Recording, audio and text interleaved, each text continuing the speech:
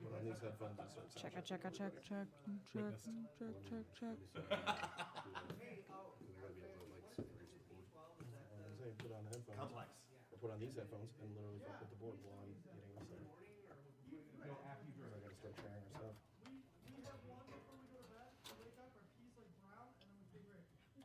So then you should be taking at least.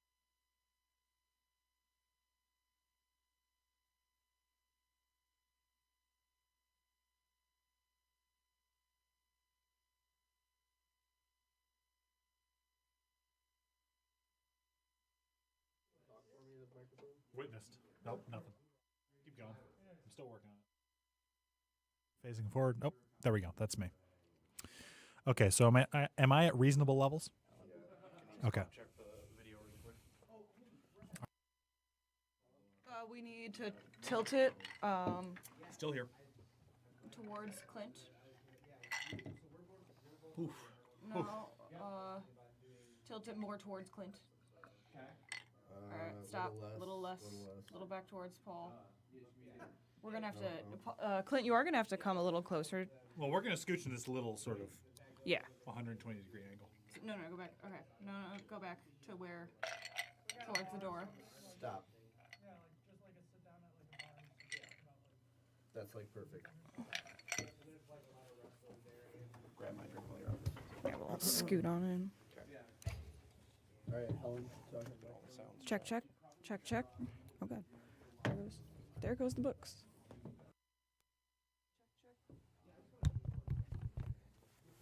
Check. Now go do that one. Check. That's Paul's mic. Yep. I've already done Paul's mic. Yeah. Also, no, so the mic's that mic. Yep. That mic. And then this one. Check. Well, is person sitting over here even on the camera? No, not right now. But you're gonna, we're gonna slide in, like, and then. No, hang on. Turn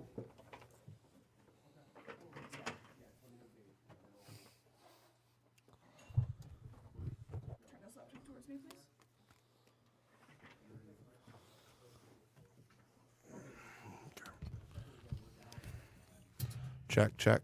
Check. That mic should be good. Yep.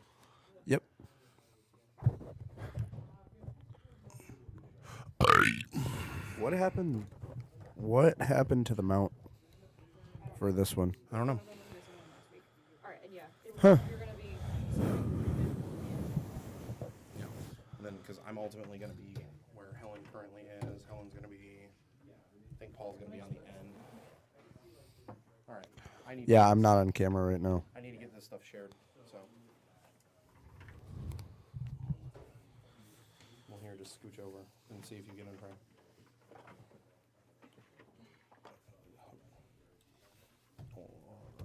Okay.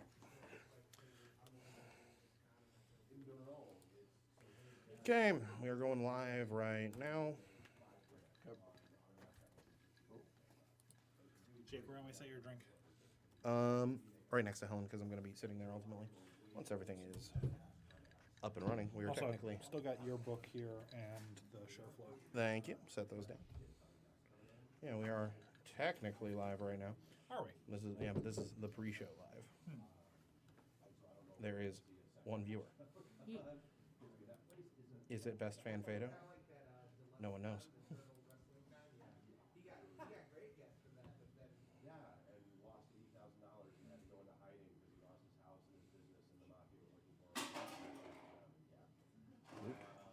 It's not good podcasting to knock over the cups in the kitchen. Yeah, we should probably close that door. Sharing a group. Mind passing me that notebook? I'd just like to take a look at our show flow one more time.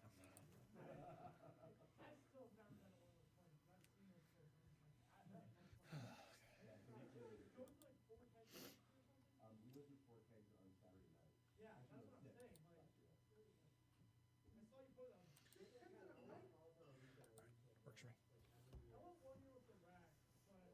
Throw some rivers in that bitch. Andrew, we're currently on the struggle bus right now because all of us are working with a hangover. I'm fine. Well, isn't that great, Paul? We're gonna mess with the GoPro next week, but this week we had enough problems this week. Sure. Number one, of course, is getting everyone on topic, but Okay.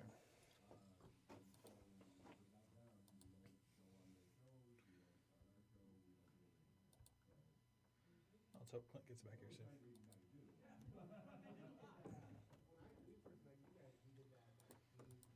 Welcome back.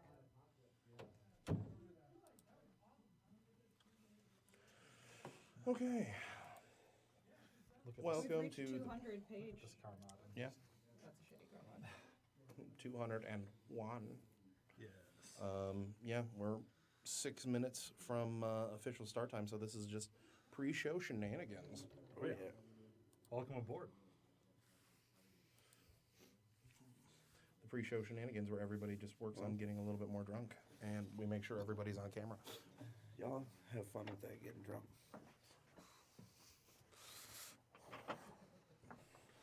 You need your beverages, Jake. You left them. Oh, I'm sitting in there in the middle. Everybody, we gotta do the rearranging Oh, yeah. quickly.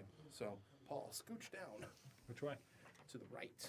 Helen will be scooching down. To Well, the right. my mic is right here, isn't it? No, this Our is mo- Or everybody's scooting down one, everybody's doing a scooch. is what it seems. We're doing the twist then?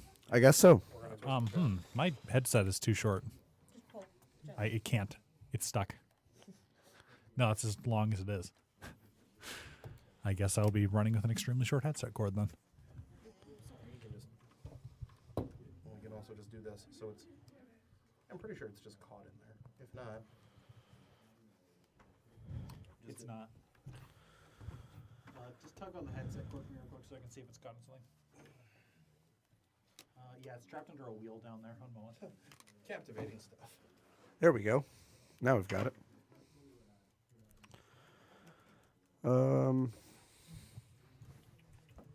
I'm trying to. There we go. There's the sweet spot of the microphone. Check, check, check, check. Check. Yeah, it just took me a second. I'm off over here, by the way. I'm off over There we here. go. None of us are on. Oh God, everything's falling apart. Oh, God. Check. Okay, there? there we go. Hey, there we go. Check. There we go. Yeah. Yes, Check, my- check, My Perfect. headset cord is caught under that chair right there. check. All right.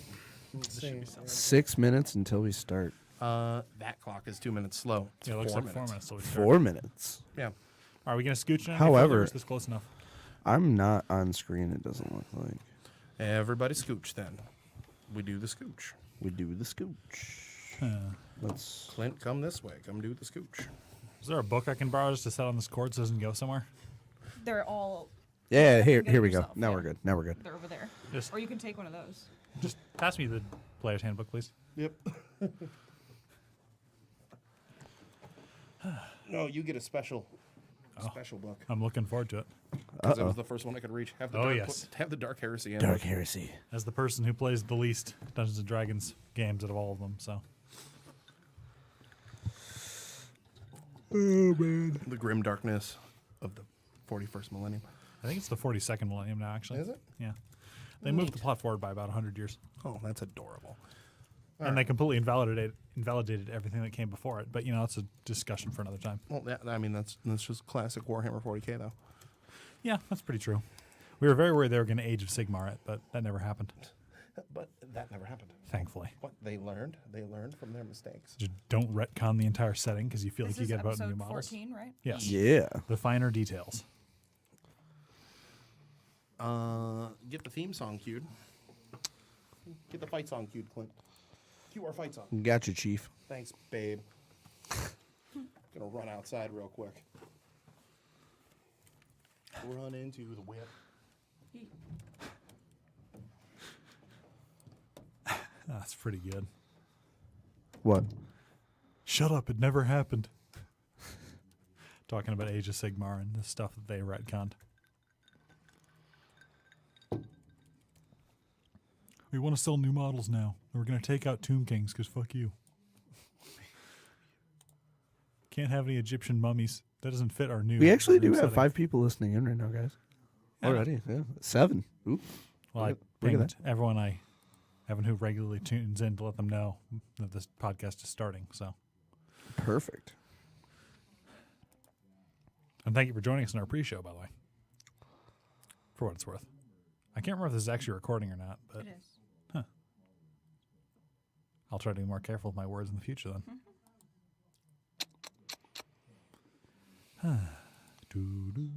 No. No? No. Do, do, do, do. Cue up the Jeopardy music If you and do just that, play I it. will strangle you live on air. How about the What do you not like the Jeopardy theme? Is that No I girl do, from but it's only Ipanema? for when I'm watching Jeopardy, which is like every day. which is like every day? Yeah, that's what me and my dad. I love Jeopardy too. Yeah. Living with old people, i.e., my parents, has its perks. So Dude, I 7:30 was we're all- I was kicking ass and taking names the other day. Oh yeah, Thursday night, DM. I Cleaned can't up. I can't remember what day it was, but one of the categories was athletes colleges, and like Alex Trebek read the category, and I was like, "Bet I've got all of I'm these." here. My time has come. Oh man, I forgot about these things. Less said about them, the better. I think the $1,000 question was Shaquille O'Neal. What college did Shaquille O'Neal go to? I could not answer that. For I know it. It's LSU. Huh? I didn't know that. I knew it right away. I was like, dude, yeah, come on, Louisiana State. All right, well, we ready, guys? Because start time. Yeah, I think it is start time. Oh yeah. Play the fight song, Clint. Let's do this. Are the encoders on? No, you got lock those mics. Turn on the encoders. It's play, right? Not yeah, press record? play. Oh, let's do this. Lock talk. For some reason, I Mic can't post a on, lock photo talk. right now. There we go, guys. We're live here. Okay, we're live. So We're live play the fight for song. real this time.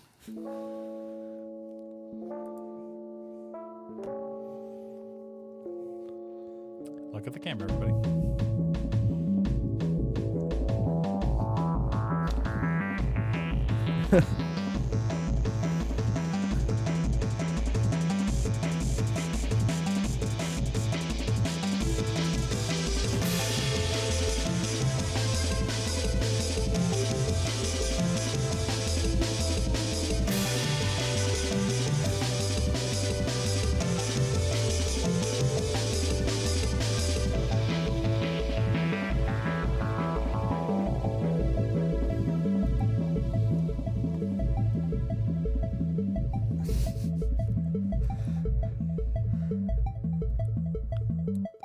All right, everybody. Welcome to D&D Dance Party. Yeah. What? No, you don't. You never see my sexy air drum that I do. I every week? have. I've seen it. It's a requirement every week that before the show no. starts while we're But listening seriously, to the All theme right. song. Welcome to 3DM's podcast. This is episode 14, guys. This week we are talking about the little things. And what we mean specifically by that, so we're doing January New World, New Year, New World, doing some world building and stuff. We're all working on a campaign setting together. For better or worse. Yeah, for better and worse, or worse. No, it's and worse. And today we're going to talk about the most unexciting but necessary part of really any world building adventure. That's economy, transportation, tech levels, things like that. The stuff that you forget you need to have when you're doing your world building until like it actually comes up in play. It's like the world needs to be believable, and if you don't actually write any of this in, and players decide to do anything other than go off your carefully aligned plot, that illusion is going to shatter once they realize that you can't figure out how exactly a town makes money. Yeah. So before we launch into that, though, we record every week out of the Podcast Detroit studios in Royal Oak. Podcast Detroit, if you live in the southeastern Michigan area and you've ever wanted to start your own podcast or online radio show, it's just as easy as getting in contact with them. Go to podcastdetroit.com to get started. Super cheap, super affordable, gives you a lot of good opportunities, and very comfortable studios and a lot of great people to work with. So Podcast Detroit. So I recommend it. world building, week 3. We've already done a lot of the big sexy stuff, like gods and, The creation of the world. the creation in the world, all the stuff you really look forward to. So let's get into everybody's favorite part of world creation, tax law. Yeah. Currency inflation. What's the percentage? No, but for real. So we've actually got this mapped out a little bit. We're going to try to touch on a bunch of little stuff that always gets glanced over sometimes. Kind of swept under the rug. Yeah. So the very first thing that we're actually going to tackle today, before we get to everybody's absolute favorite, which is economics. Yeehaw. Yeah. Yeah. Thrilling stuff. You guys get ready for the mercantile system? Because I'm ready. We are actually going to talk about tech levels. Yes, it's one of those things, tech levels, or this kind of thing that kind of just gets assumed to be at a sort of 1400s or rather 1300s medieval Europe level and just doesn't ever move from there, which can be frustrating because that makes no sense. Yeah. So let's start off really quick, though, with the levels of fantasy that we can all be expected to work with. Yeah, so generally speaking, in a fantasy game like Dungeons & Dragons, and indeed like fantasy literature, there's 3 rough categories of fantasy that you're going to care about. There's low fantasy, where, well, it sounds somewhat dismissive, but it's a setting more grounded in real-world problems and real people than most things. And when I say low fantasy, I don't necessarily mean low magic, although it usually implies it. Low fantasy is low amounts of fantastical elements in the setting. A good example of low fantasy that almost everyone will be familiar with is Game of Thrones or The Witcher. Yeah. Or less commonly, there's other things that are sort of swept under the rug, but we'll get to those later. Yeah, we'll cover those later. But yeah, things like Game of Thrones, The Witcher, both really good examples of stuff where there are dragons in them. But at the same time, a lot of people don't believe in them. Yeah, most people are just more interested in getting through the day, or wars are not between good and evil; they're for conquering land. And where there are problems that are brought up that do involve like the gods of Game of Thrones, that's not the centralized plot. So it's really about who's sitting on the chair at that point. So that's low fantasy. Really quick, what's mid and high fantasy? Mid fantasy is the best way to describe it is Conan the Barbarian. The best way to describe it: fantastical elements are everywhere, but it's not like everywhere. It's the average person has probably seen a magical thing happen, but that doesn't mean that they're just, you walk out your building, you see your local wizard creating a magic item on a street corner or something. Yeah. And that's, people are probably pretty familiar with that because many fantasy settings are in fact in mid fantasy. And high fantasy is sort of the other end of the bell curve to low fantasy, where magic is everywhere and fantastic elements are everywhere. The largest and most common one people are probably familiar with is Warcraft. Yeah. Is extremely high fantasy. Yeah. There's magic and there's non-human races everywhere, and things are all about good and evil. And you walk into Stormwind and there's 85 people just sitting AFK with a legendary weapon. Yeah. Pretty much. We got a few first-time listeners on this podcast Yeah. this week, too. So shout out to Ame Yata and Victoria Villanueva. That's actually a perfect segue into Jake tell the new viewers all about our giveaway. Yeah, no, we did glance over that. So, by the way, thanks for tuning in, new people. We are doing a giveaway once we get to 500 likes on our Facebook page.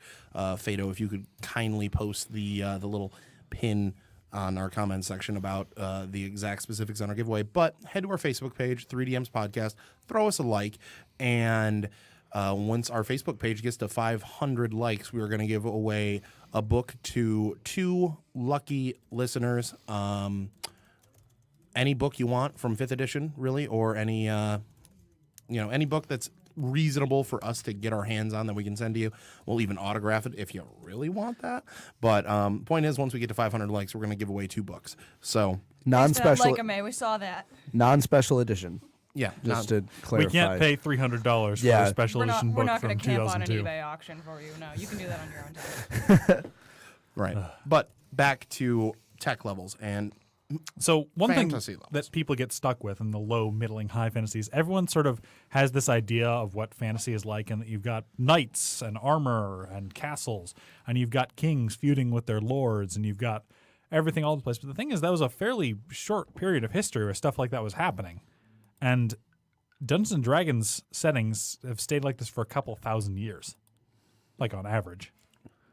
I mean, in Faerun, for example, the Forgotten Realms, they've sort of been at this tech level for over 3,000 years, and nothing has changed. Yeah. There's been no developments. Which we refer to as medieval stasis. So let's cover medieval stasis, and let's try to tack down what our campaign setting is in terms of a low, mid to high fantasy.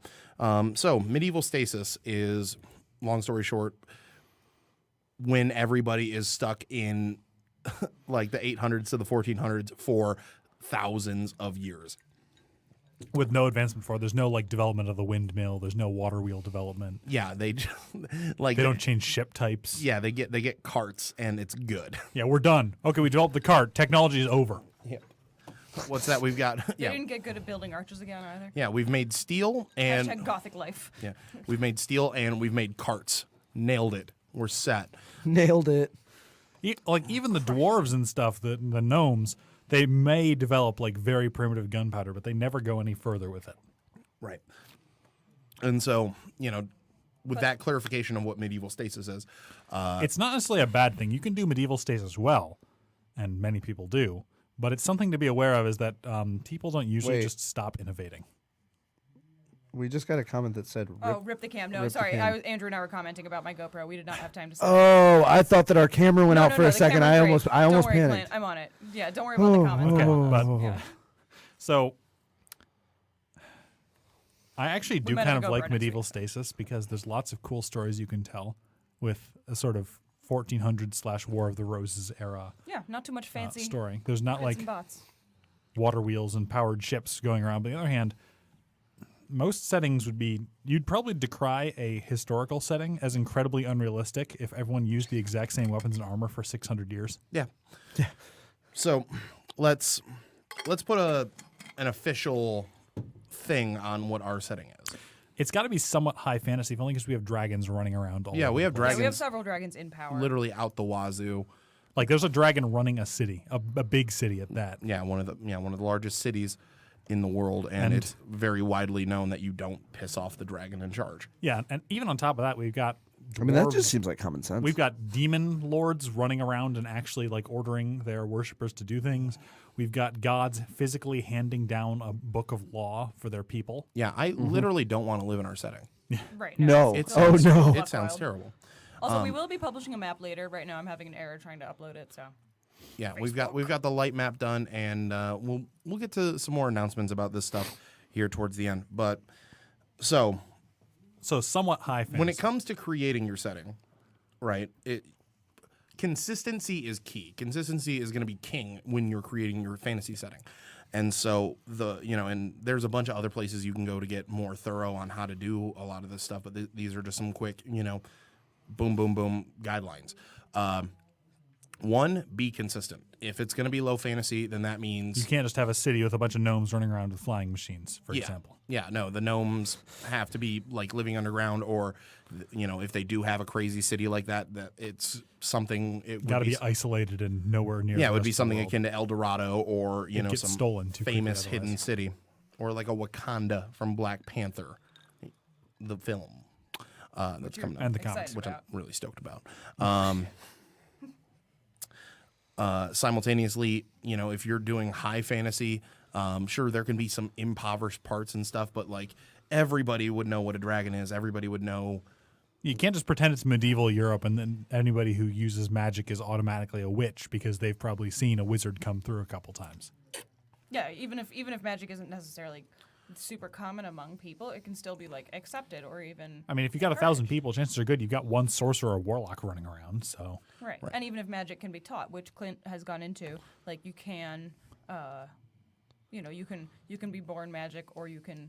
You can be born with in our campaign setting, you can be born with like the inherent ability to do magic. It can be gifted to you. You can learn it. Yeah, exactly. yeah, You can, we'll you get can to go that about this briefly. in Yeah. several ways. We're functioning at a pretty high level. So let's talk about the next thing that, again, consistency, because this plays in tech level. And this is the antithesis to medieval stasis.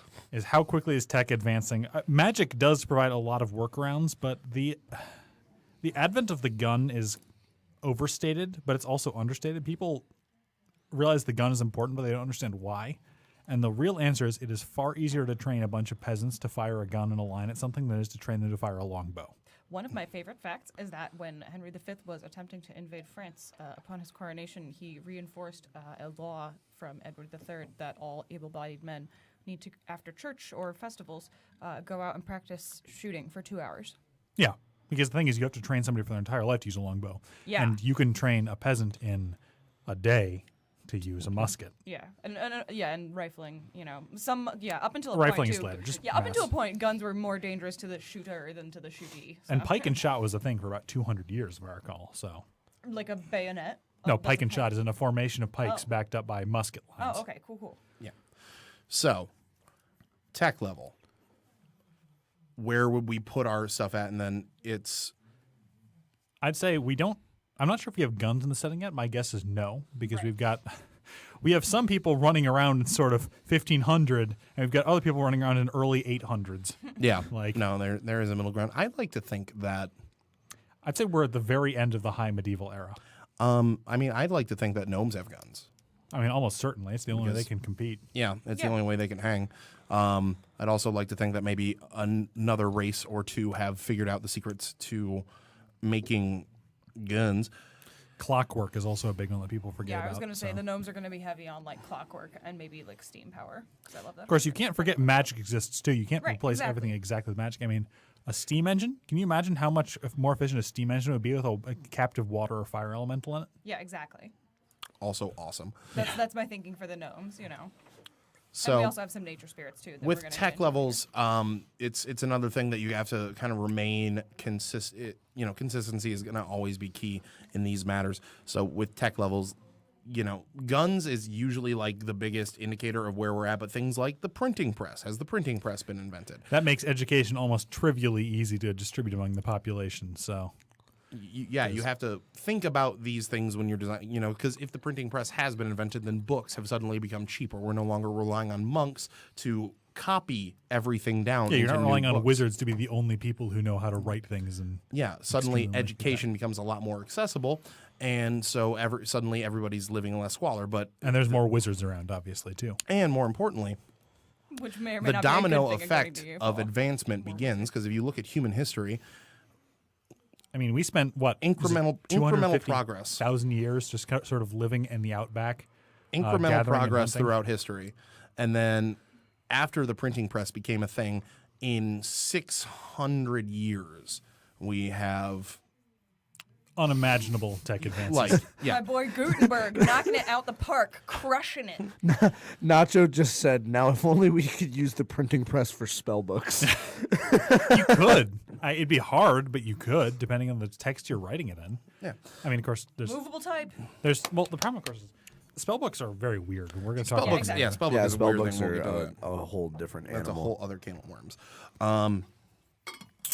But on top of all this, so we've got the printing press, we've got guns as big indications of tech. Steel is Yeah. a huge one. Metallurgy. Well, I yeah. think I've never seen a setting where it's just assumed that where it isn't just automatically assumed that steel is like the main thing. The thing is, the steel is really hard to produce, actually. I know it is. Yeah, good steel is very difficult. But to a lot of players like to, we usually go with European style fantasy for what a lot of players run. So there's always plate armor, steel shields, steel swords, steel weaponry. I mean, that's why the stuff is so expensive in the first place, which we'll get into when we hop into economics in here in just a second. But Oh boy, get ready. yeah, everybody. We're going to be talking about percentage of inflation. Get ready. Yeah. Do you want to learn some more medieval fantasy facts? Because we about to. Also, Nacho commented, hashtag wizard master race. Yeah, well, It's real. You ain't wrong. So, the less It about was a wizards, the better. wizard. Final and thoughts? He used magic. yeah, final thoughts on tech level. I think in our world, I think the gnomes, again, will be the most technologically advanced. As but- is tradition. Yeah. Right. But I think that for the gnomes, I would rather have them be using like steam mixed with magic power, like with the air and fire or the water and fire elementals. I think I mean, that's really cool. steampunk is popular. I'm not a Yeah, huge I fan love of it. steampunk, but I can't deny its popularity. Yeah, so. exactly. I'm doing the gnomes. I get to decide this, and then Do what I want. I'll do what I want. Limited guns. Well, no, because once guns are not very hard to make. It turns out it's actually harder to make a good longbow than it is to make a good gun. Yeah, no, making a really respectable sword much more difficult than making a Just make working gun. a tube that is uniformly wide. That's Seal it. at one Done. end. Yeah. Done. Yeah, you don't even Next. really need to seal one. You just need to make non-flammable material at the other end. Done. I mean, that does kind of go over the whole interchangeable parts thing that happened in the 1800s, and that's when gun production got real sweet. Yeah, replaceable parts is another huge thing, but that's also a bit too industrial for me, I guess. But Yeah. but But you could do that in your setting if you want. Yeah, Industrial Revolution. In fact, If you're that sort of nerd and you know about that sort of thing, go wild. This is a secret that people will disagree with. I love post-Cataclysm World of Warcraft when everything sort of became early 1800s fantasy rather than medieval fantasy. Yeah, no, I actually do have there's a spot in my heart that I appreciate for that. There's sort of an industrial revolution going on, and everyone has guns now, and it's a huge thing. Everyone has guns, and it's an interesting thing to do. But I do love the idea of like slightly like late Victorian. A time of great innovation is an excellent campaign setting too, because you get to the sort of Boer Wars, and you get one end literally still fighting with spears, shields, and armor, and the other end is using like repeatable rifles. And the best part is, when you get tired of running D&D, you can play Shadowrun set 200 years in the future in your campaign. I'm just going to hack this computer with a magic. Yeah. So, moving on to economy.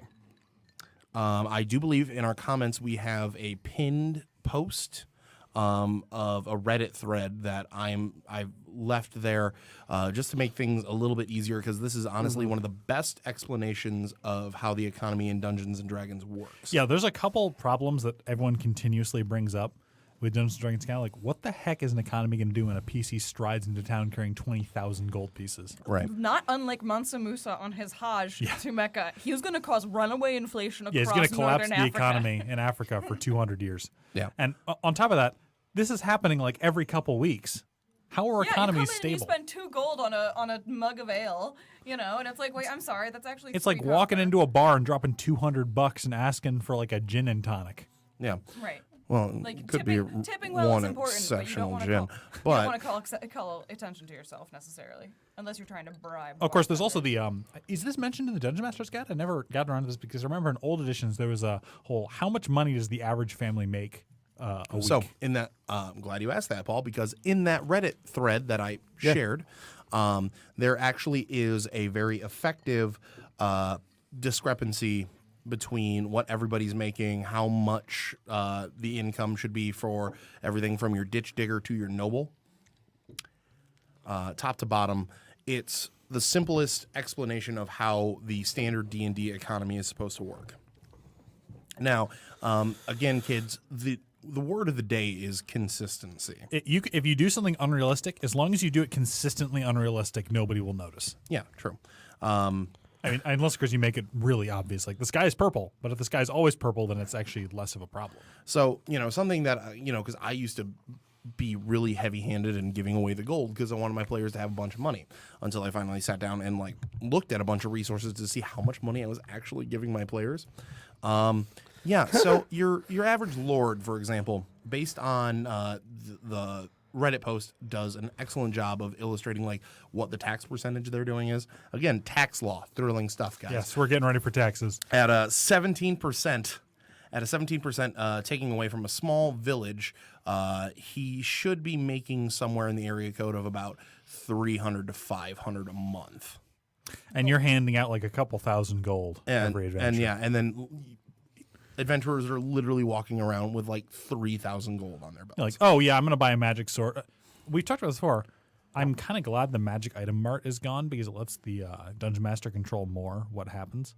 But the thing is that money rewards in Dungeons & Dragons have historically had a purpose or another. In 3rd edition, the most popular edition prior to current edition, you used it to buy magic items at absurd prices that would crash local economies forever. In 1st and 2nd edition, gold was experience points. Whenever you got gold, you got experience points.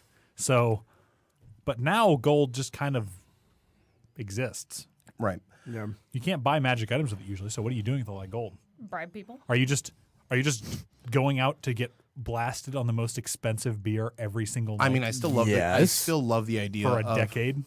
I still love the idea of the the sword more expensive than a kingdom, but Yeah. Hold on, I'm just gonna buy this sword for more than this entire town is worth. yeah. From this random shopkeeper whose name I've never heard. Yeah, what's that? Oh yeah, don't worry. It's just Now the you're a baller. We're just gonna drop a lord's monthly. We're just gonna drop a year of a lord's pay on a single sword that hits people 5% more of the time. yeah. Why wouldn't you? It's made from stone. It's made from metal that fell from the sky. It's extraordinarily brittle and irradiated. It's forged with dragon fire, quenched in blood. A lot of blood. I don't know how I got it. At least 700 people. Found it in my backyard. You can have it too.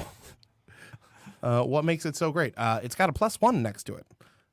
Jeffrey Verheesen makes a good comment about I was just about to bring this one up. Yeah, to have a comprehensive level of technology or not. I agree. You can make it as wild as you want. You can be as, disparate as you want about the sort of level of technology that various, races or cities or kingdoms might have. But, I do. you got to think about the economy and, are they interacting? I like the fact that he brings up the Islamic Golden Age and the European Dark Ages happened roughly the same time. Oh, yeah. Like Exactly. that. Although we don't call it ride the or Dark die. Ages anymore, really. It's Yeah. just a low period. Well, but I mean that while he's talking about technology, this is why we talked about technology before economy, because that also goes into economic development. Yeah. There could be one part of the world that is just like they've got gold coming out of their ears, and then But do they trade with anybody? Yeah, that's a serious problem, actually. And here's the more interesting problem, though, and this is like the great problem that fantasy provides. Is so unless this is a low fantasy setting, because then something like then you actually do want to bust out your economic. You want to bust out the wealth of nations and start calculating how they're making their money. yeah, But There are many but in interesting a historical higher fantasy setting, magic solves so many problems. oh yeah, Magic. fabricate. I'm going to cast fabricate on this wall of iron and just make 80 million masterwork daggers. Well, not even that. Like it's the communication and for example, going back. Isn't sending like a first level spell? Yeah. And it's faster than light communications. Yeah, pretty much. It instantly happens. So There are in high fantasy settings there are several ways that the world becomes a much smaller place a lot quicker. Yeah. In a high fantasy setting, kind of like how nowadays it's like at any point any of us can just hop on a plane. hang on, I'm just going to call my Be friend around from the world. Argentina. 1 moment. Yeah. Hi, how you doing? 10 seconds. It's Done. So that's it's something that creates a problem, but it's a problem that you should have an answer for.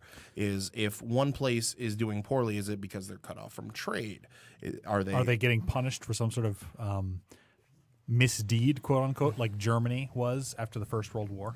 Or is a god actually, in this Directly magical setting, punishing them. directly, punishing them? Is Your there crops will fail. Your children will die. are the guilds just holding all the money, and there's just a nasty Reaganomics, poorly done trickle down economy happening? Trickle down is called voodoo economics for a reason, but we'll stay away from politics here. So Yeah. D&D podcast. Well, that also brings us to the next part of the economy and things that you need to kind of have in place.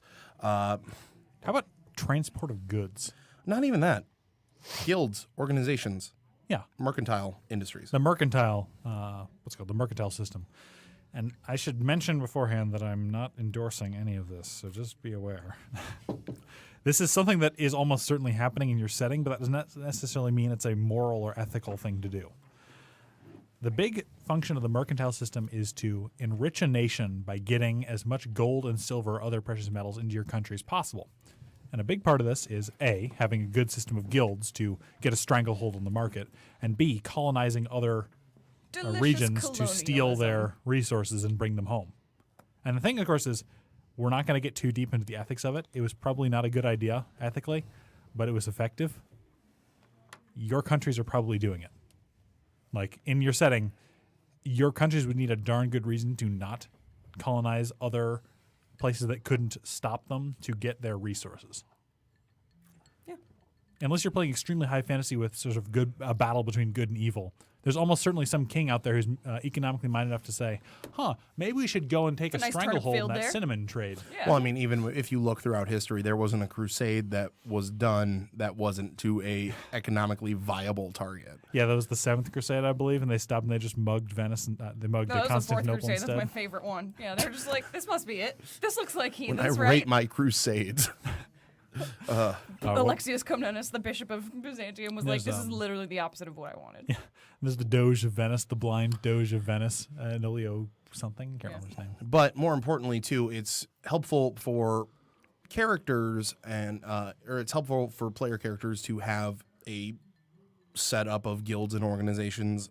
Not less than an adventurers guild. We're talking like a potter's guild or a clothes maker's guild. Yeah. And their whole purpose is to, what we would consider in current economic systems, set up a monopoly by conspiring against the consumer. Yeah. again, this isn't fascinating stuff, but It's also kind of like a labor union. So. but there are ways to It's make like the this, worst kind of labor union. There are ways to make this very effective in for like low level characters. It's not like you're fighting a horde of orcs. It's the local trade union is crushing all life out of this this settlement. Actually, I love unions. Guilds are a bad idea. Guilds were not properly thought through by the people who set them up. Wouldn't that? I think that would be an interesting kind of And that's a hot history take villain, from Paul. if you will. Is your players trying to take down the guild that is just destroying your settlement? Yeah, like I mean, an oligarchs, so conspiracy. the local I guess bread maker, the Milliners Guild, is currently charging outrageous sums to mill your grain, and this is not exactly thrilling. It's not thrilling fantasy. stuff, but at the Communism. same time, It's still a dangerous and painful thing to do to a society. a very easy 3-step thing to do with like, and you suddenly have a compelling villain is, the milliners, they set up they add higher prices because there is a drought, but they are going a bit overboard. Yeah, they're trying to make money, and they're going too far and crushing people, basically. Yeah, and they're paying off lords or whoever up higher, with their they're able to add a little bit to the tithe every month, so they're making money. Lords are making money, so they don't really care. So the commoners are screwed. Yeah. This is where the party steps in. Now Hey. he feels like he's being roasted by you, Paul. I'm sorry. Alan, What did I do not try? I apologize. Alan brings up a really cool comment. He said, "What I find challenging about creating urban areas is making the law enforcement, keeping the guards strong enough to possibly keep your players in line in case of murder hoboing, Yeah, that's a but also keep them weak enough where the players don't try to go around thinking, oh, the guards will take care of it." Yeah, you can't have. The thing is that the guards should be effective enough because no matter how incredible of a fighter you are, 30 dudes with crossbows are going to kill you.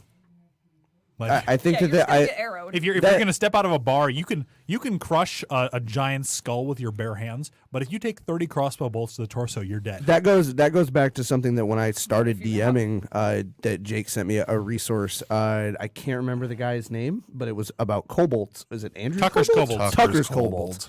Tucker's kobolds.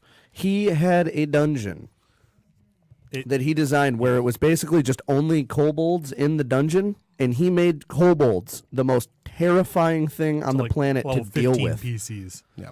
Because they just set up diabolical traps and good Yeah. tactics.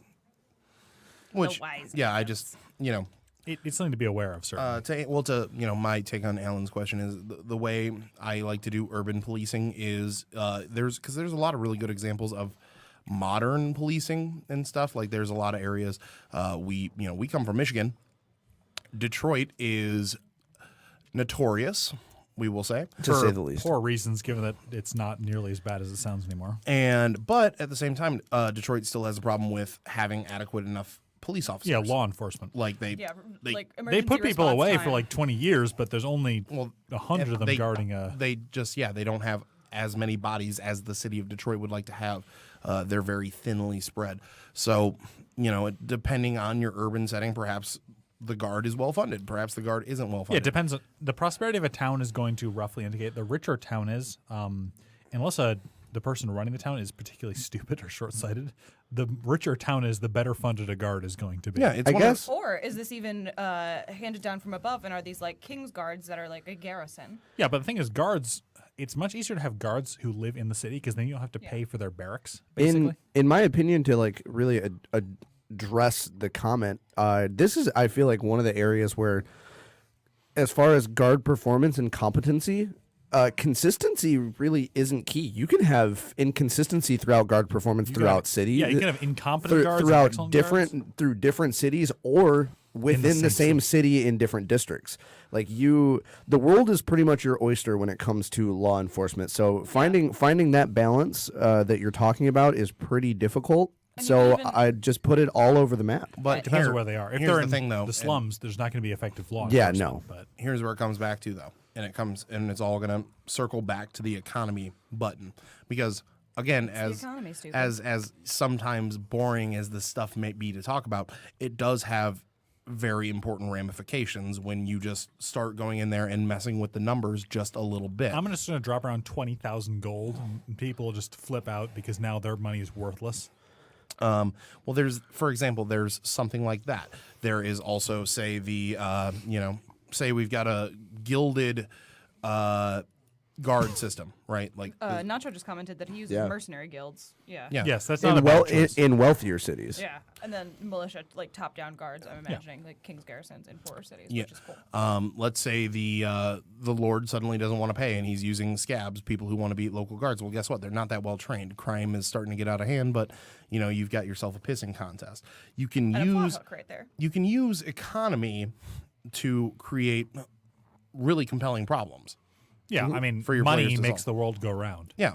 In any setting where it's not just the Dark Lord Sauron has summoned his minions, now the forces, the Yeah. free peoples must oppose him. But no, I'll You say have it to- again. It's the economy, stupid. You have to at least note that at some point people are going to wonder, am I getting paid for this? Am I getting paid enough for this? There are fanatics, but those are outliers. Most people are not going to die for a paycheck. No. Maybe. Like I'm saying, there are fanatics, and there are suicidally overconfident people. But your average guard is not going to rush an adventure unless he's got 30 guys backing him. Yeah. Or he has a really good reason. Yeah. Yeah, that is also a conceit too that sometimes drives me crazy when it's just like guards are laughably bad at combat. No, they're trained. I mean, the They're thing at is least that level 1. at, They have all in levels. rich cities, they should at least be like first or second level fighters, and maybe even third or fourth level fighters. Yeah, all or like told. the captain of the guard would be like a third or fourth level fighter. Yeah. Yeah. Actually, no, a captain of the guard is probably going to be around fourth or fifth level. Yeah. Because that's It should somebody be easily that's like fifth level. an adventurer or a soldier who went on a Fair, big yeah. campaign and came back and is actually pretty good at his job. Yeah. Yeah. And that would justify why he is now captain of the guard and not just a Exactly. regular guard. Yep. That actually, I'd like to segue to that though, because that is another bit of world building, little bit of world building that it varies DM to DM, and so I'd actually like to hear this from everybody at the table. Okay. What is and this kind of ties back into medieval stasis and like the levels, high fantasy, low fantasy, stuff like that. How many capable adventurer NPCs are in your world, and like what's Why are people average for you? adventuring? That's another good question, but we'll save that. We'll get to that, but I'm just I'm throwing adventure out there as kind of a catch-all. But like just like you said, 5th level fighter. He went out on a tour of duty. He came back. He survived. He's clearly a bad man. It depends how quickly you hand out experience, I feel. I mean, in my campaign setting, you have up to almost 8th level with extremely experienced veterans and like war heroes, but it doesn't ever get higher than that. I saw a big and excellent thing about why in the real world, the highest level people you ever meet are about 5th level. Yeah. This is a fairly unexceptional world, and the average person, like even the average excellent individual, is still not that tough because obviously this is a world in which bad things happen to good people for no reason. Yeah. So, again, this is kind of a weird topic. I'm struggling a bit here. Please forgive me. Is people, and especially high-level individuals, do have to settle down because you can't just always go run around fighting mummies forever. That's not a sustainable, sustainable job. You're gonna die. You're gonna take an arrow to the knee. Yeah, you're gonna take an arrow to the throat. Yeah. Like it's just gonna happen eventually. Yeah. You can't just keep doing it. Yeah. So more firmly, just about 8th level is where you go. Yeah, Okay. for like the most talented, most experienced in huge cities. All right. And then, but obviously there are still like the epic examples. Oh yeah, like people who live for a long time, like you're gonna have elven heroes who are 12th or 15th level. Yeah. But they're sort of sitting on their laurels because they're busy with all the politics that have sort of encrusted them over time. All right. So they can't drop everything and go help out your PCs. Yeah. That's kind of where my setting sits is normally that's where it's at, but I'm currently in what could be called the Age of Heroes because there's been a bunch of campaigns back to back to back to back. Yeah. In about a 50-year time You've got a pool. bunch of very powerful people. There's a lot of very powerful people running around my world right now, and it's slightly a problem. Is that why you're killing everybody? To prove Just a point? little bit. Jeffrey has another really good comment. Is the setting you're working on purely feudal kingdoms, or do you have mercantile city-states as well? If so, do these interact since they're basically rival economic systems? Oh, of course. Yes. It's a great way to A create Ruragon, conflict. for example, That's plot. exists pretty much solely to accrue Pulsarax's wealth. Yeah. And just obviously give her stability. I mean, the Dragonborn peoples. I'm not sure what their empire name is. They are conquering more and more people because they want to get everyone under their rule so they can get their tax dollars. Yeah. The hill dwarves are currently conquering and enslaving as many people as possible to prove they can. Yeah. So There's conflict. There you go. That's plot. the gnomes, on the other hand, are almost certainly city-states because gnomes don't seem like the kind of people who would organize an actual empire to me. So they're probably in small-scale wars with each other all the time over trade deals. I was actually thinking the gnomes would actually have like one town that really has more like, not really gang warfare, but like petty We should talk guilds. about crime in a moment. Yeah, Exactly. Not really gang warfare, but like petty guilds among each other, but they're in like one big gnome settlement. Yeah. So colonization certainly happens because Yeah. that's a thing that people like to cast criticism on history, but every major power in history has colonized for one reason or another. Yes, Boost even the China. economy. Yes. So let's finish up with powerful NPCs with Clint. Why they don't help PCs? You can't just have Elminster solve Well, I mean, how do everything. how many do you have around there? Because that is I actually don't. I don't have a defined number. That's I don't have all of the characters in my world with PC levels, character levels, fleshed out. that's too much work, honestly. Yeah, but Players can do that I mean there in their backstory.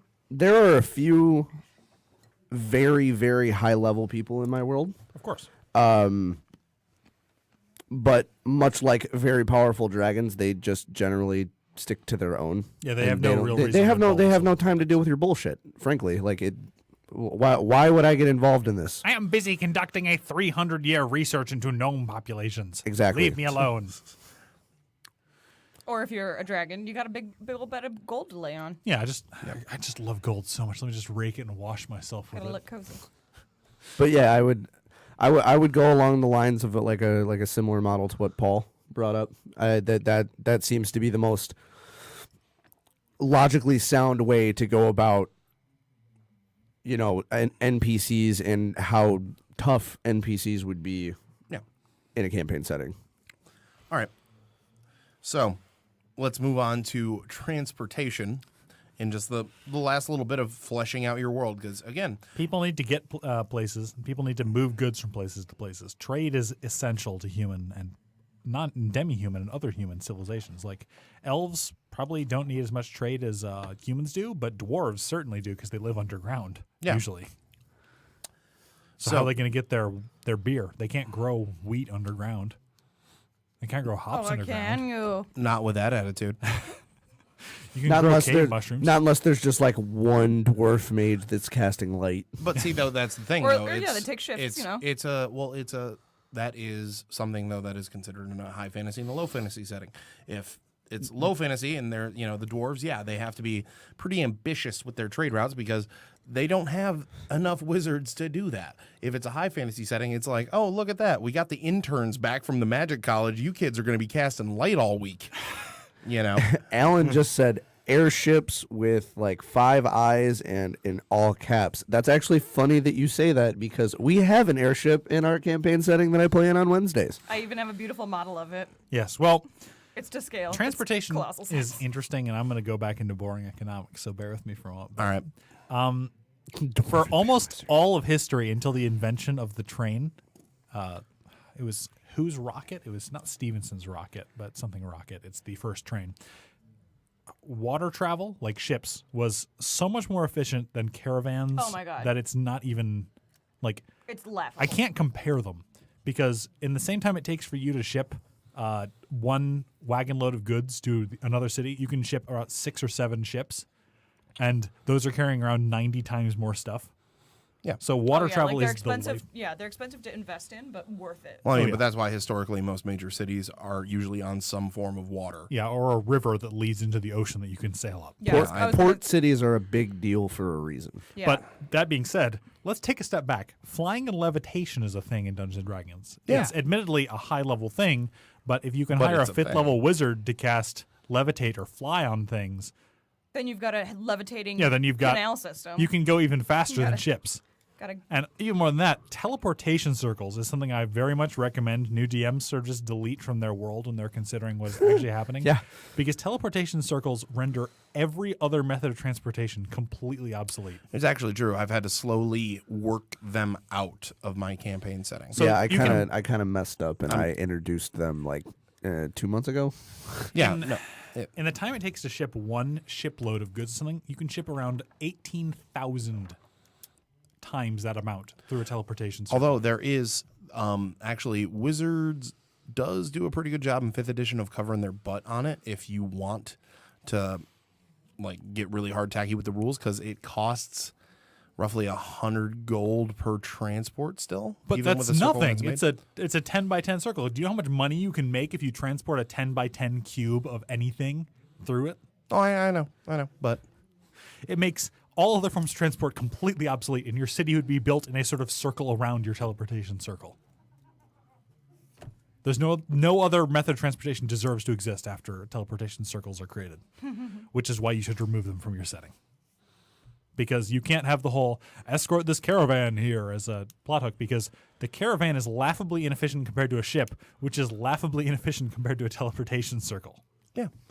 But at the same time, though, I think they exist as a good way for the Mages College to have all that money. Oh yeah. All of that. If you're going to have money. them, make sure the Mages College or the Mages Collective, whatever you're going to call it, is being very careful with the secrets of teleportation circles. They're dangerous. Yeah, They're very Nacho dangerous. just commented, pro tip, teleportation circles should be used sparingly, otherwise your PCs will ruin your plans. Yes. Fact. Yeah, and plus you just then you miss out on nature stuff. Oh yeah. You know, you don't get to do the You can't just have every campaign set only in cities because teleportation circles exist. not with that attitude. I mean, you could. It'd just be a very different setting than Dungeons & Dragons. But again, having in mind, you know, your conflicts between cities, who's got boats moving where and stuff. This is where pirates come from. It's one of these things that when you start, you know, because initially this stuff seems really boring, but when you sit down, You and plot start- out the consequences of any action. yeah, and you plot out, you know, okay, this city here has a trade deal with a city farther down the coast, and there's a city in the middle. And that city in the middle hates the city at the bottom and so wants to interfere their trade. Then that's where we get, you know, some state-funded pirating, much like England used to. Privateers. Privateering, my favorite. Well, my character is a pirate in our Wednesday night game, in fact. But seriously, pirating and crime is inevitable. Yeah. You can have the most powerful guard in the world. They can be omniscient, and there will still be crime. Anywhere there's a place for money to be made, Money making, people will make money. booty shaking. That's actually a really cool idea. Victoria says teleportation circles kind of work like airplane flights in my world. There are location and time limitations. Yeah, that's a way to get around it. Just you Yeah. can't use cool. teleportation circles as written because it breaks the entire setting. Yeah, just a little bit. All right, guys. So we got about 14 minutes left to show today. Before we move on to our last little bit we got planned here, we'd like to thank everybody who's new tuning in for checking out the show. We appreciate it. We seem a little off our game today. We are slightly hungover. Some of you guys. Going to Grand Rapids will do that to you, right? Yeah, guys? just a little bit. Wedding with an open bar will do that to you. Yeah. But Cheers, yeah, to that my would. friends. Thanks. But Yeah. besides that, really quick, just a couple of bits and news to get through. Fado, our super awesome moderator, recently celebrated a birthday, so happy birthday, Fado. Shout out on the show. Happy birthday. happy birthday, Phantom.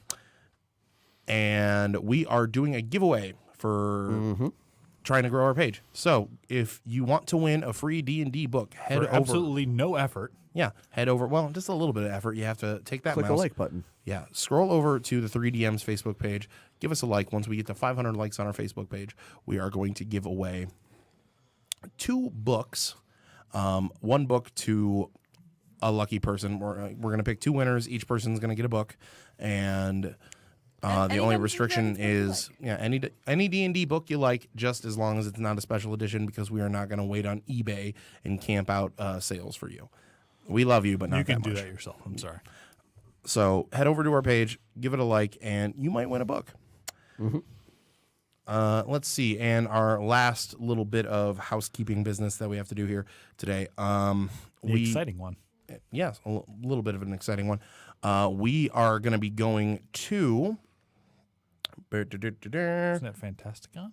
Yes, we are heading to Fantasticon, March 10th and 11th. We're still nailing down what day we're going to be, but we're heading to Fantasticon in Toledo, Ohio. Yeah, Toledo, Ohio in March. So if you're going to be there, come say hi. It'll be fun. It's going to be a comic book convention, so we're going to do a show most likely on comic books and D&D and how to do some comic booky stuff with your 5th edition. So that's going to be pretty fun.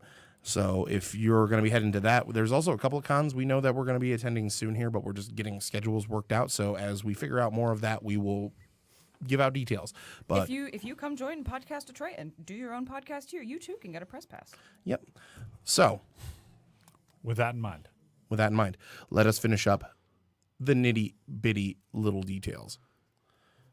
And the last thing we've got on the list after doing tech levels. not crime. I hope that's another set. No, that's another scenario. Oh, entirely. yeah. That's a whole nother beastie. The final thing you have to really focus on as far as like a nitty gritty, itty bitty detail that can sometimes be Granular. If you will. granular, but it's super important, is what is the nature, the availability, and this kind of brings us back full circle with tech level or fantasy levels, the availability and the applications of magic. This is an important one, so pay attention. Yeah.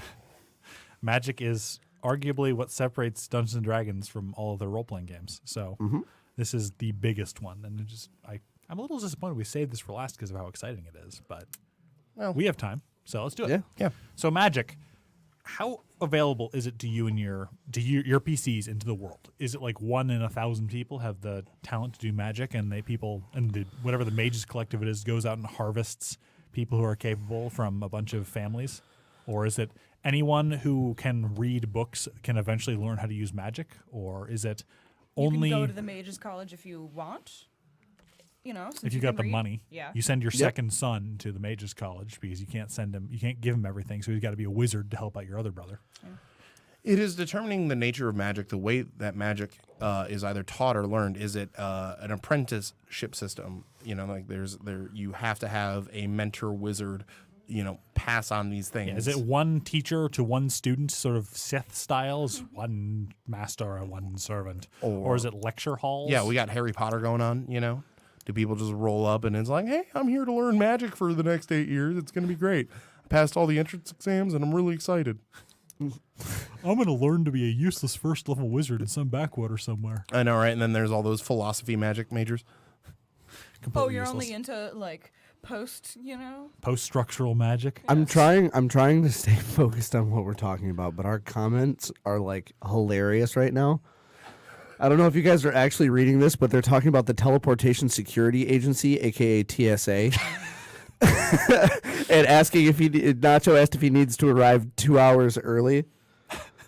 Victoria says no need to arrive 2 hours early, but in my experience, just showing up on time is challenging enough. And then Dan says it's just the regulation of potions more than 2 ounces that ties up the time. That's real. I had my sunscreen taken away from me at Gatwick Airport, and I was very sad, and I got a sunburn. Watch out, you could use a magic bomb with those Okay. potions. All right. No, but let's It's real.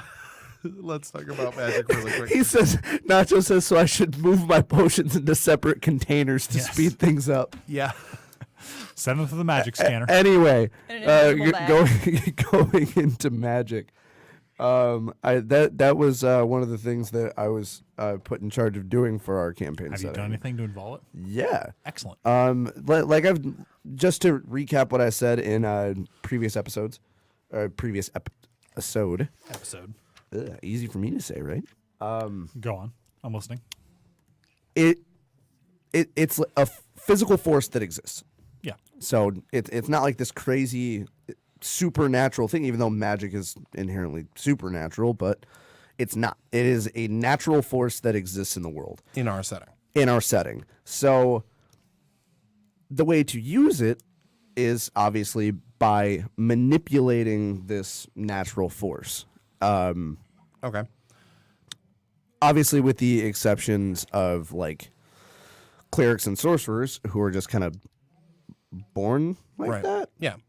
Well, You I know, mean, But more importantly, traditionally speaking, we're going as far as casting goes with Magic, and the classes, the caster classes, the traditional ways that they would achieve their magic. Where here are them hard hitting journalistic questions. All right.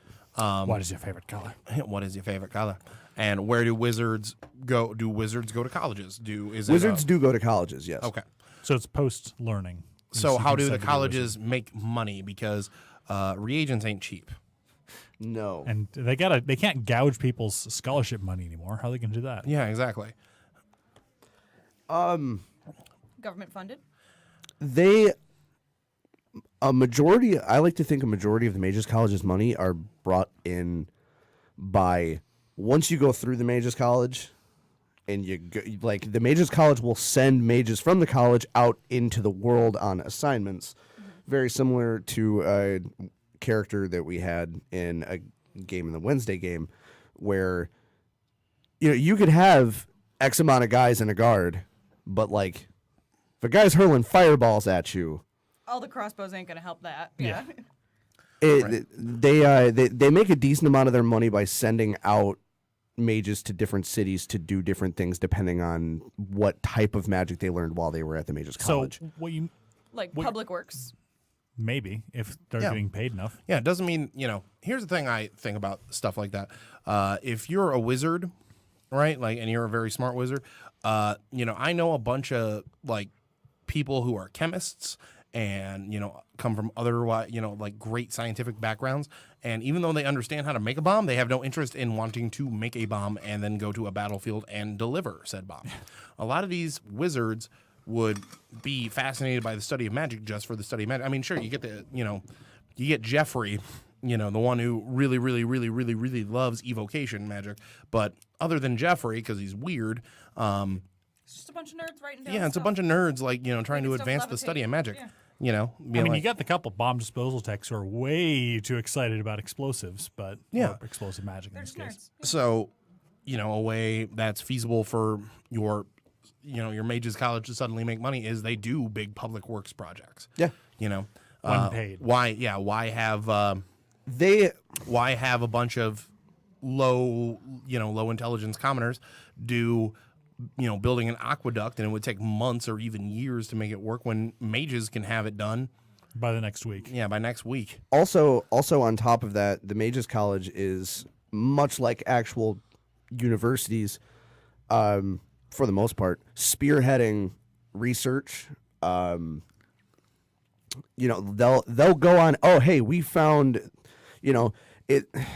it gets into something like, are all of the monsters in the monster manual there? Are any of them extinct now? Because if you have... We have crossed an owl with a bear because we could. If you have things in your campaign setting that have gone extinct, for example, then the Mages College would be the ones that are doing the excavations. Yeah, cool. They are the spearhead of any sort of intellectual development. In fact, I would go so far as to say they probably replace traditional colleges, because who wants to be a regular chemist when you can be a magic chemist? Exactly.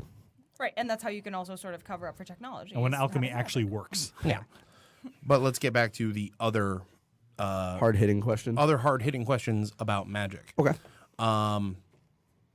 So we know now how the college works, and based on the way you said it, it seems like an independent organization that has a significant amount of power. And a good relationship. A non-state actor, if you will. Yeah. Yes. At But a good relationship at with which states. point does anybody, because now we've got this straight line dialogue, and you can see how this can cause problems. Because what you have is basically the way my magic college is set up in my setting anyways. Which is it? Yeah, that's literally exactly what my magic college does. Great minds think alike, I guess. How do other states now shape the way they do things? Well, I suspect that, like most non-state actors, eventually states would decide, we don't like having these bunch of random people dictate how we can do our public works projects, so we'll fund our own We should just do it ourselves. magic organizations. How hard can it be? Probably pretty hard, but if Yeah. they got money, it's worth it. That's all there really is to it. Yeah. You're going to have this king that I don't want to pay the local mages college 10,000 gold a year just to make my aqueducts and cities actually get built. So we're just going to spend that $10,000 educating a new level of We're just magicians going to make our own to help Mages our own. College. And it's going to be better. They're going to be public employees. Yeah. Mage Tech. So, other ways you can go with magic, though, because I think what we did there is pretty standard. Like, all of us have read Harry Potter. Well, in the settings I create, usually magic is just a thing that anyone can do, but it's much like setting off a firework. You're probably going to hurt yourself if you don't know what you're doing. Okay. Yeah. So absolutely anybody can use magic. It's just if you try to use it and you don't know how to use it, you're going to die. And let's, on the last little bit, let's talk about how magic actually affects places in the world.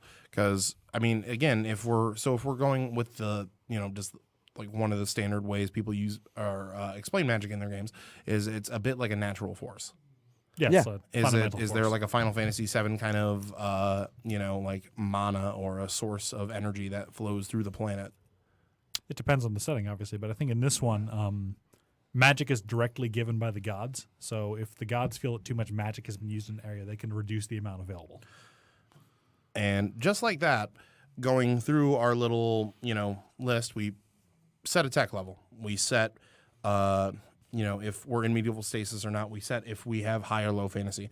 We went through our economy. We went through our transportation. And we went through magic. And in 1 hour of just glancing at these topics, we have been able to Set a fundamental basis for the world. refine, and set up our world in the future. I actually just got a decent idea for the overall setting. As we stated before, we talked about the creation and rebirth of the world on a prior episode. So as you said, the gods can take magic out, and maybe instead of taking magic out, that's when the gods hit the reset button. Is they're like, well, there's way too much magic in the world at this point, and that's why the high level magic users will survive. They pass on the knowledge of how to. Great, use Clint. Now we said can't magic. sell this. Now we can't sell this to people. You've done it. Damn. You've messed it all up, Clint. Why would I sell that? What do you mean? You've ruined everything, Clint. All right. Jeez. But we're out of time. We're out of time this week, guys. Thanks for tuning in with us. Thanks and for tuning thanks in. for being a hoot. Yeah. So next week, we're going to finish up world building. We're going to have our map 100% done. We're going to talk about geopolitics. Again, exciting stuff, but we're going to finish off world building. And then I think first week of February, we're going to do villains. We're going to talk about villains because we've been wanting to do that show for a while. Important thing to talk about. Yeah, too. so I think that's going to be a big super show.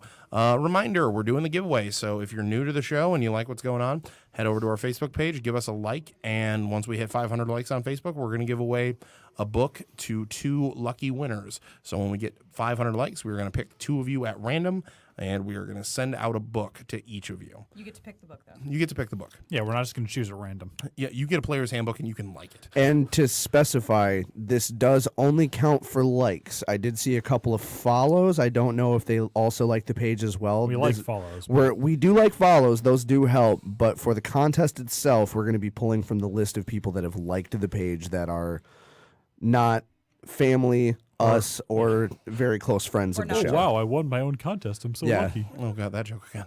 All right. But, yeah, we're out of time this week, guys. I'm Jake. I'm Paul. I'm Helen. And I'm Clint. And the show is over. Yes. We Confused. Thanks for Paul tuning is in, guys. confused. I'm Ron Burgundy. I'm Ron. Fear not, ranger, barbarian, magician, thief, cavalier, and acrobat.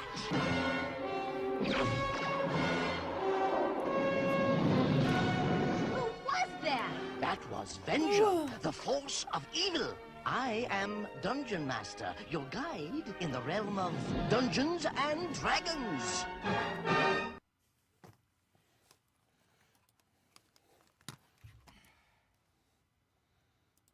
I mean, technically, if people are still watching, they can hear what we're saying. I haven't stopped the video yet. Yeah. No, Yeah, I don't know how to do that. Oh, it's easy. You just hit end video. Where? Sorry about that, guys. We head over to the. right. No, it's great. I love the conceit that we're actually still here after a dramatic ending. You just do it like this. Boop. Nacho said, Clinton, give my seat back. I missed the power. You're not getting it back. It's too late. The show's over. Yeah. You can't hear you now. Very active comment section today. That Yeah. was great. A Yes, lot of people not being many like, views, oh, long-time but- lurker, first time, or like. But no, fucking we're streaming starting. a We're lot. starting to get more interaction. Yeah, And which is think I really that's- like. Yeah. I personally like interaction more so than view numbers. I was abysmal. So That's all right. It We're was all tired. we were all a little Little sleepy. Now that I'm like sitting, I'm like I'm exhausted. comment section today was literally one of the nerdiest fucking things I've ever read in my life, and I love it.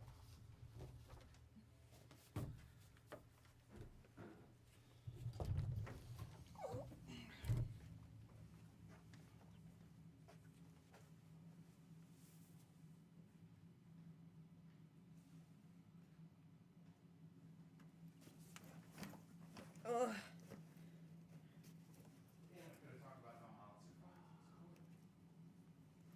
Just show the fucking score, bro.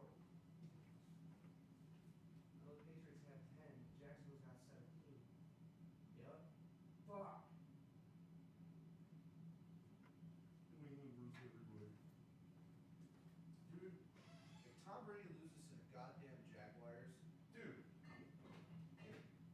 I'm not gonna lie. Rooting for the Jags. Why? No mentions. While he was watching the podcast, he ate the entire half pie. I told him I was impressed because I am. Because if here's the thing, right?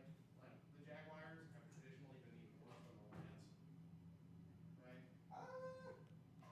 That's a hot take. No, it's not. They, we're, Detroit is the lovable losers club, and we have full stadiums. Nobody in Florida goes to Jacksonville games. Like, Nobody goes to Jacksonville. All accurate? I don't care. Tom Brady fan, Michigan fan, he's already the greatest quarterback of all time. people still argue that he's not. If he wins this one, or no. No, because he already is. He already is. Like, anybody who argues against it is dumb. I know anybody who argues is dumb. That stops some people from arguing. Joe, because if anything, Joe Montana. Nobody who argues for Joe Montana. Montana's very good. He had 7 Hall of Famers on our team. 7. One of them is Jared. One of them is arguably the greatest wide receiver. Yeah, arguably the greatest wide receiver ever played. What's his name? No. Joe Flacco? One of the linemen. He said that when someone asked him, he's like, Joe Montana, the greatest quarterback of all time. No. He goes, why? Because he had us. Like, we were badass.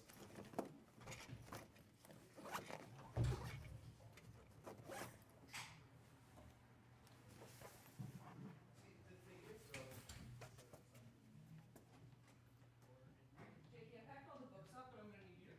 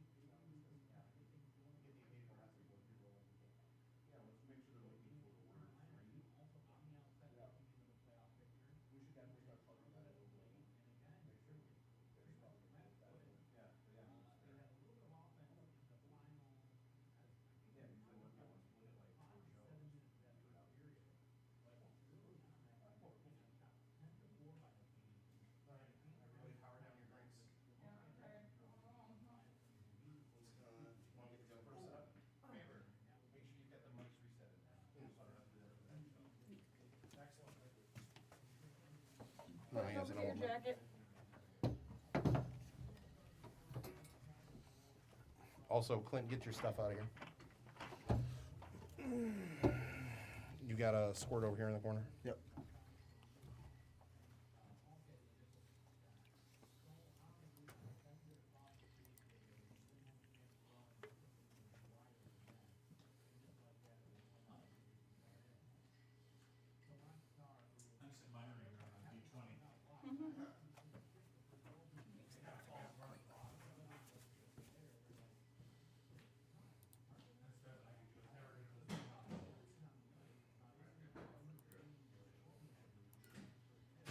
It's one of those things I want to learn to do like in the next couple of years. Because I've got so much stuff that needs to get drawn. Right. Awful at drawing. Okay. Like even more because I'm spending most of the time creating a science fiction setting at the moment. And having a bunch of races you have no art for is very frustrating. Yeah. Don't forget your vitamin water. Turn this shit down a little.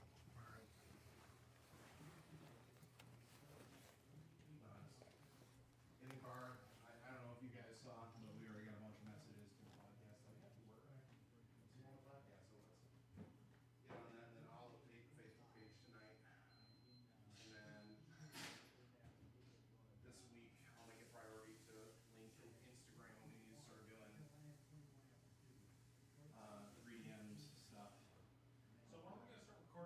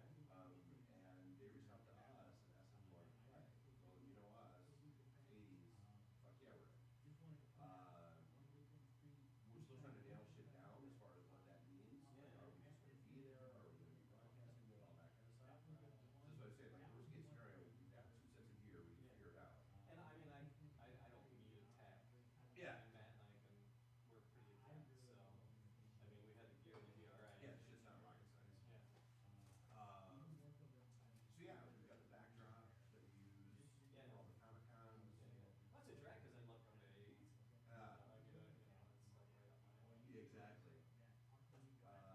But yeah, we have backdrop that we use for all the cons and shit. And there are no cons that month. It's actually right between this weekend between the two cons. Yeah, I thought there were a couple like right in that Yeah. area. And I'm like, Yeah, we got Astronomicon the week before, and then Great Lakes Comic-Con the week after. Any other people on that week. Yeah, because there was one that reached out to us. A lot that, but it's a horror con. yeah. No. You sure not gonna drink it? No. It's very like but yeah, there's nothing else going on that weekend. We're trying to get on that, but it's just a matter of figuring out what that news state actually means. But yeah, it's just It sounds like maybe it's it's queued up for 8 o'clock start. So, like I said, still trying to figure out, because the whiskey thing ends at 10. Okay. Cool. Yeah, it is. Like I said, they're Michael Jackson versus Prince thing.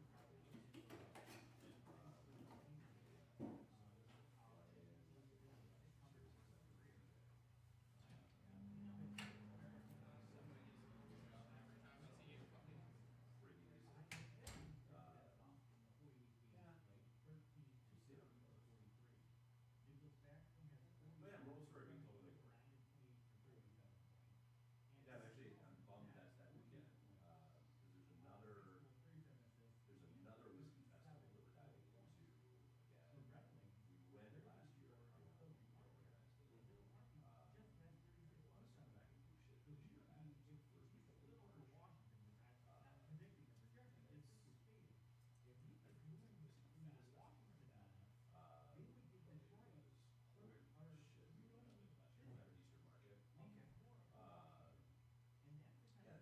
took that, and then I remote a bunch of shows, Boxcar, and that traffic. It was nuts, really. But I think that was the first thing. Yeah, that was the first time we ever took this small brewery here too, because I had just got on the show. Yeah, easy enough. Yeah, like we got all the pipe and drape shit. We got the pipes to hook this stuff up to. Got zip ties to hit the all that shit. Or if you want to keep it simple, we just got banner stands. Yeah, rather than worrying about a 10 by 10 backdrop, we've got three, podcast Detroit, 6 foot, 8 foot tall banner stands that we can do all that kind of crap.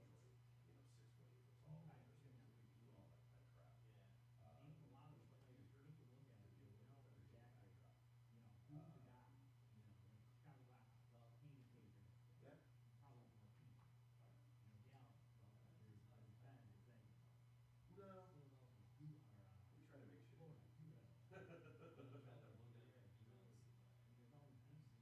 No. We try to make shit. Yeah, totally.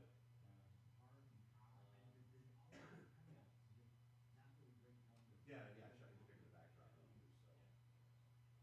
Yeah, because we have two of them. It's usually, for Motor City, we get 2 booths. I don't know for a lot of other countries. Do you guys buy the booths? Oh, yeah. Really? Yeah, there are some cons that compass in, but a lot of them we buy. Really? Yeah. Well, for us, it's marketing and everything. It's funny because we're glad for it. All the artists, writers, and all that stuff.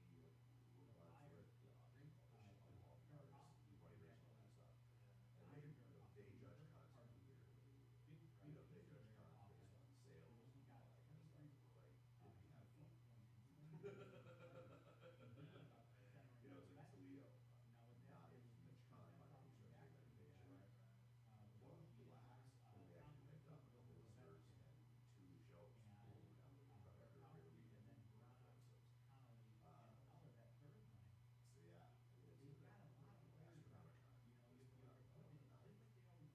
It's a first year con. Don't know how it's gonna go. We'll see. More importantly, Mike and Big for the Kevin Smith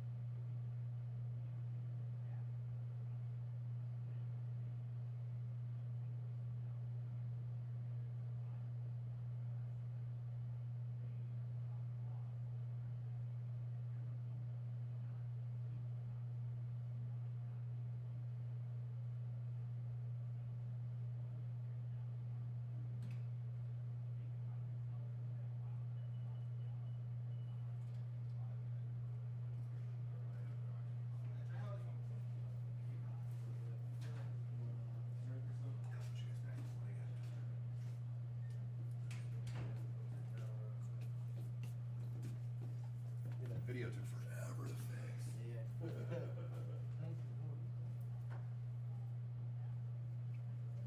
You want to put your stuff on it?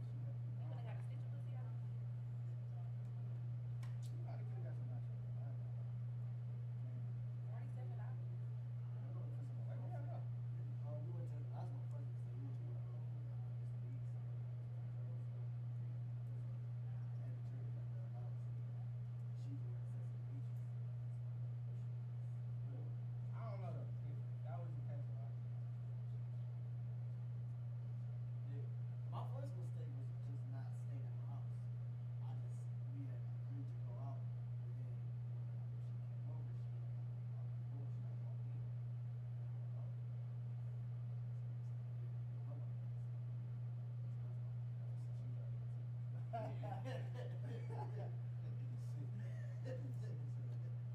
was trying to be decent. So I did the decent. Please don't do that anymore. That was very mean. Like, for real.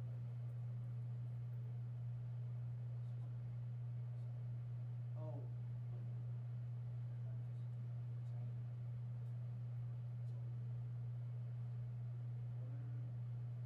What are we talking? To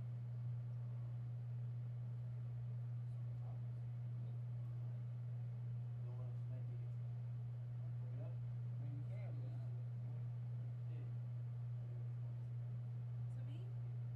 Why you want me to be surprised?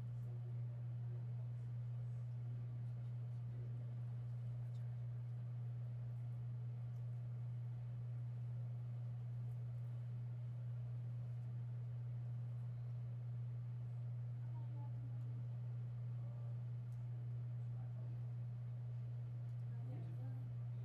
You having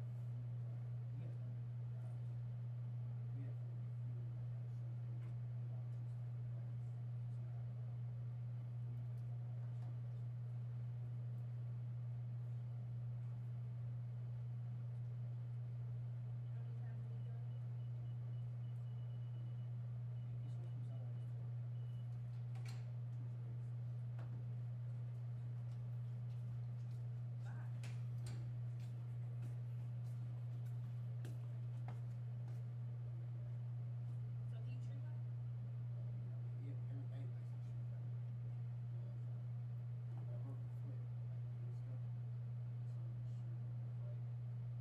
How many times a week y'all do it?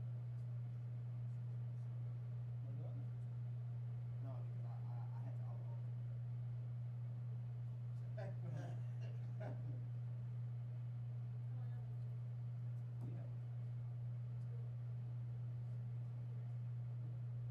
How long y'all been doing it? Y'all younger than me? Oh, oh my God, y'all babies. I went to Harrison and I won most likely to be a rapper. I don't know why I won that because none of them never heard me rap or nothing. That was just, I guess I was funny. But not yet. Not yet. She was just, you know.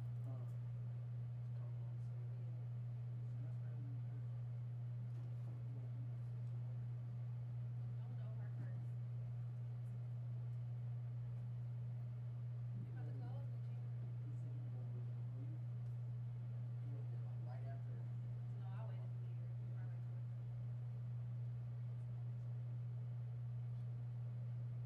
2 years before I went to work. Yeah. Highly overrated. Wow. I have 2 degrees neither, which I don't think. That's true though. I guess it just looks good on resume. No, you don't understand. We're VP of IT, my dad. Neither of my degrees is enough. That's crazy. I didn't know that's right.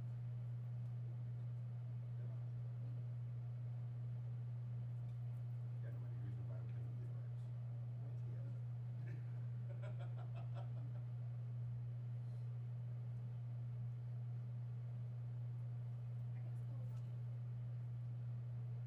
Well, it's just, yeah, don't get me wrong. Like lawyers, like I don't want someone who's like homeschooled to be my surgeon.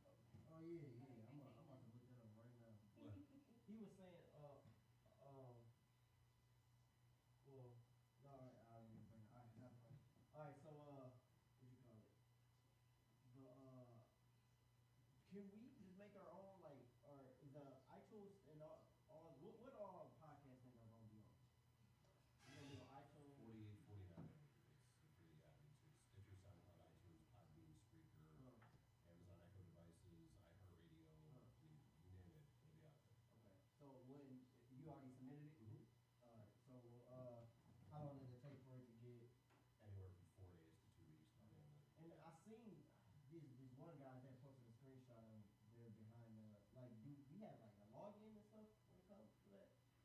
Like, do we have a login that we go in there so we can see our views and like add? No, so the SoundCloud stuff is public. The iTunes and all the other stuff, I have to do. I usually run those at the beginning of the month. Okay. What do you mean? Run the reports. Okay. Well, so Yeah, because I mean, SoundCloud is just SoundCloud. Everything else is published by a different feed. That's not public. So is there a way we can get the login to the iTunes or no? No. Alright. Yeah, no, because that's our master account. Yeah. Okay. So what if we created our own iTunes and stuff? Could we? You can. Oh, okay. Yeah, you can take your RSS feed and do whatever you want with it. It's Oh. But you got so like our master account is tied to our hosting account, so like all the files are hosted at the same spot. Oh. The one thing I always tell shows is if you want to do that, you can. It kind of strips away our ability to do advertising and that kind of stuff. Because then we don't have access to your numbers or anything like that. Okay. I don't know. So about if we create our own iTunes account. Yeah, like how would we even do that though? You know? Yeah, I mean, you can. You just go to Podcast Connect and set up an account, and I mean, it's, yeah, you totally can. And we own our audio stuff, right? Yeah, Okay, I just wanted to- yeah, for sure. So if we like bring like a flash drive, we need it. Yeah. You don't want that. You know? Yeah, no, you don't want the raw audio as it's recorded, just because, I mean, like, the leveling process and the editing and all that stuff we do just makes it sound better. What about the MP3 audio? We need that. Like, cause we eventually want That's to. what I'm talking about. Oh, I thought the raw was something else. No.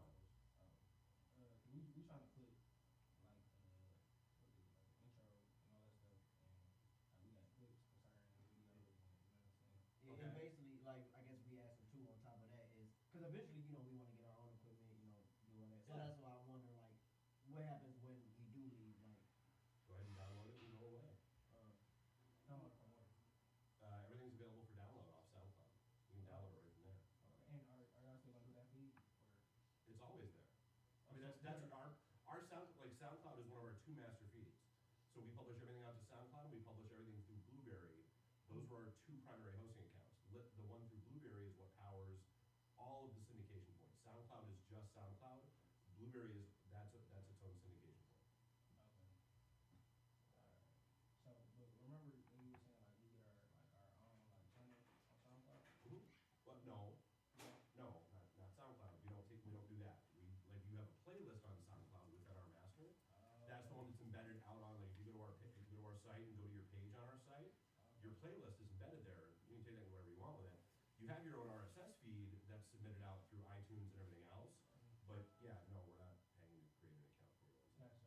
I got that misconstrued. Yeah. You know what I'm saying? So that's what I had to do all the time.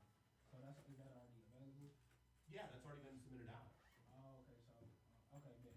Yeah, so I mean, like, if you guys want to do, Thanks. yeah, so if you guys want to do your own thing, that's cool. Let me know. I'll put the brakes on all those submissions, because otherwise you're gonna wind up with duplicate submissions and all that kind of crap. And they're a pain in the ass to deal with. Yeah, no, because remember, like we had that one where you didn't press record.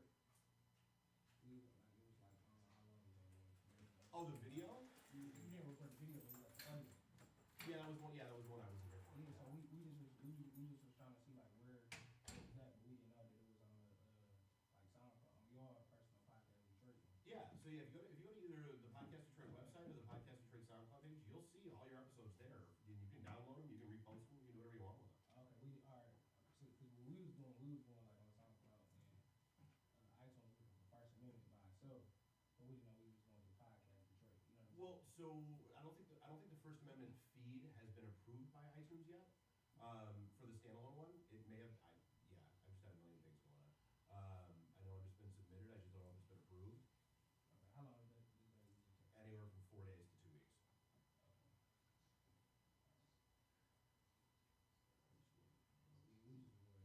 Yeah.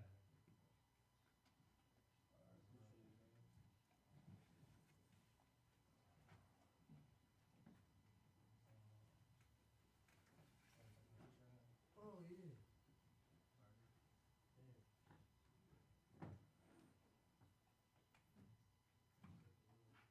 Like standing up, I don't know if she's trying to throw. You're kind of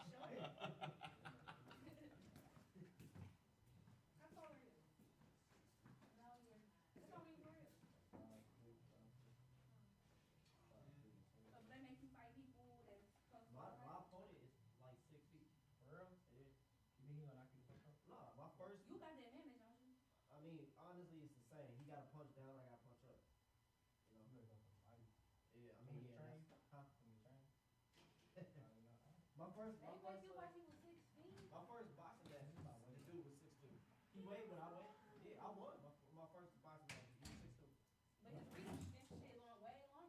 Yeah, Right? and he was missing. Like, he would miss, I ducked it. That nigga, Joe, I seen that nigga Joe. He told me I was saying he said he was gonna beat the fuck out of you. Yeah, I seen him. I was like, I was But yeah, and he was missing. I was just, but yeah, let's get a quick picture. So I'm gonna take my y'all. I'm gonna do it on my Oh, iPhone. y'all are short. I'm gonna use all this. I'm like a giant. Like, You wanna go some time niggas, huh? No, just take a picture like this.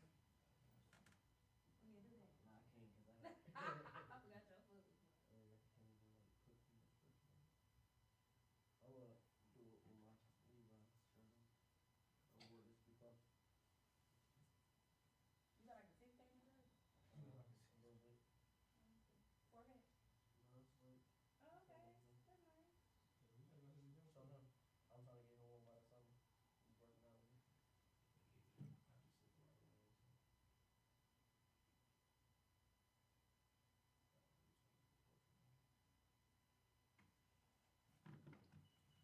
I'm gonna use up all day, man.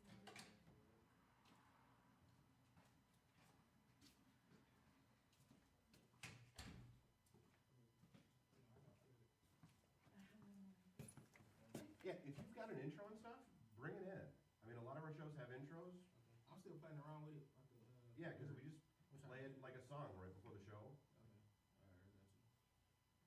So you want to take a picture of our favorite? Can you grab a picture of us real quick? Yeah. I'm like the mom when he's on my little page. Let's stand on our picture.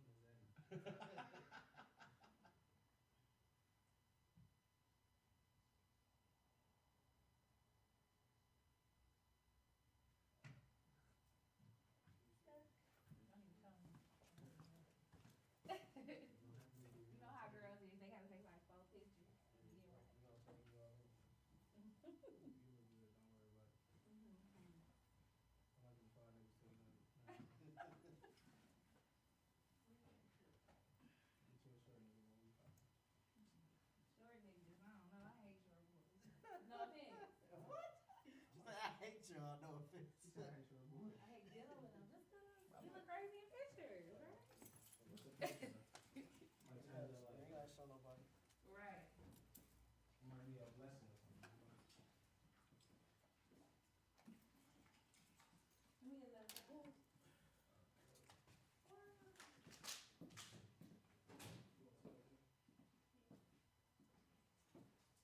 What y'all about to do? We going to the gym right now? Yeah.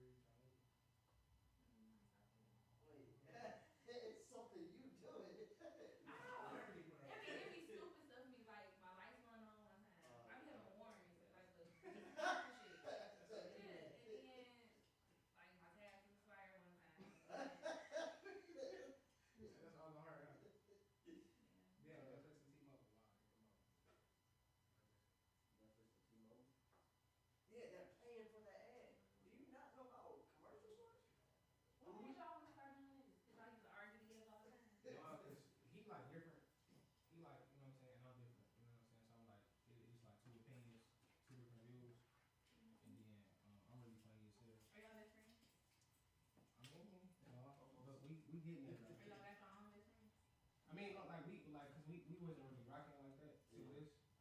Oh, His sister was my friend, and then once we started like doing the business and stuff, we started getting around each other every day, all day, and we work out now. So we got like a whole bunch of business ties now too. So Yeah, we about to blow up. yeah. shout out to Very her. nice. Who was the girl that be with y'all? Her name Taryn. She singing and shit, but she doing a lot of new shit too. Oh, Yeah, she was supposed to come here today, but she had to go skating. But we definitely appreciate you to come rock with us again. If you want to. Just let me know. I would love to.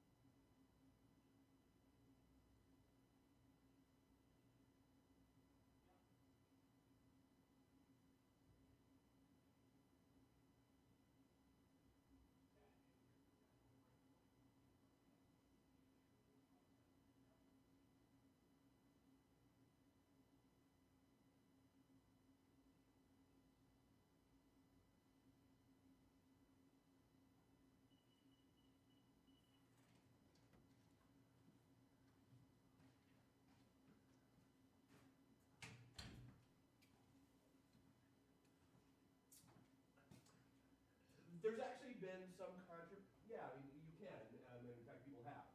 There's actually been some controversy in the podcast world recently because something that was put out there in the vein of cereal was discovered to be, let's call it significantly less than based on fact.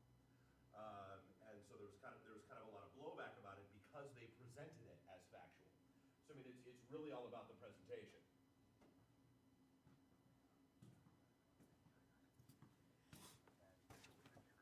Right.